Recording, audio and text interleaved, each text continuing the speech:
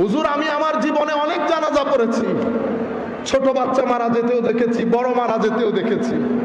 এমনিতে সবাই অনেক মহব্বত করে, কিন্তু কেউ কবরে নামতে রাজি। সেই একা মা সন্তানকে শুইয়ে দিচ্ছে, সন্তান মাকে শুইয়ে দিচ্ছে, বন্ধু বন্ধুকে শুইয়ে দিচ্ছে, কেউ কারো কবরে এক রাত থাকার জন্য রেডি না। এই আমাদের বন্ধুত্ব। হুজুর আমি তখন কোরআনের দিকে নজর দিলাম, কোরআনকে জিজ্ঞেস করলাম, কোরআন আসল বন্ধুত্ব বলো, যেই বন্ধু কবরেও আমার সঙ্গ দেবে। আমি কোরআনকে গবেষণা করে পাইলাম আমার আসল বন্ধু হচ্ছে নেক আমল। কি আমল? এখন নেক আমল বলতে আপনারা মনে করেন শুধু নামাজ পড়া, এরকম না। আমার একটা ভাইকে দেখে যে মুস্কি হাসি দিয়েছেন, নেক আমল হয়েছে। আমার রিক্সা ড্রাইভার ভাই 5 টাকার ভাড়া, তারে 2 টাকা একটু বাড়াই দিলেন, নেক আমল হয়েছে। আপনার ড্রাইভার আছে, তার কোনো কারণে টাকা লাগতেছে বা তারে 500 টাকা আলাদা করে বাড়াই দিলেন, নেক আমল হয়েছে। গরিব গুরাবার মধ্যে কারা গরিব, তাদের কি সমস্যা, টাকা দিতে না পারেন, পিছনে হাত দিয়ে যদি বলেন বেটা সমস্যা নাই আমি আছি, নেক আমল।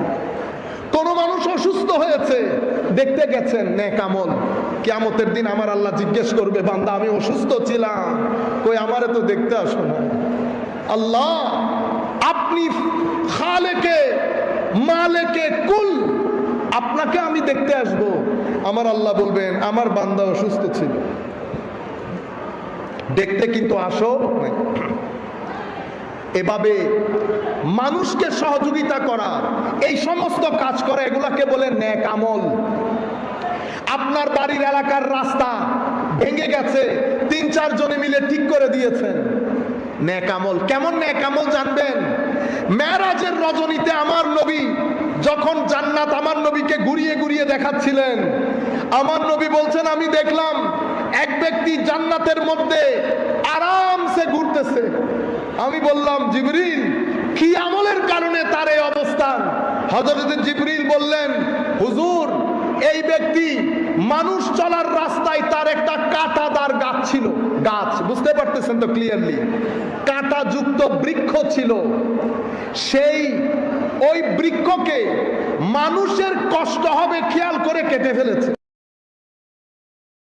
কাতাহা মিন যাহরিত তারিক, সে কেটে ফেলেছে। শুধু এই কারণে আমার আল্লাহ তাকে জান্নাত দিয়েছেন। হে মানুষ, আমি যখন রাস্তায় হাঁটতে হাঁটতে আমার পায়ের মধ্যে একটা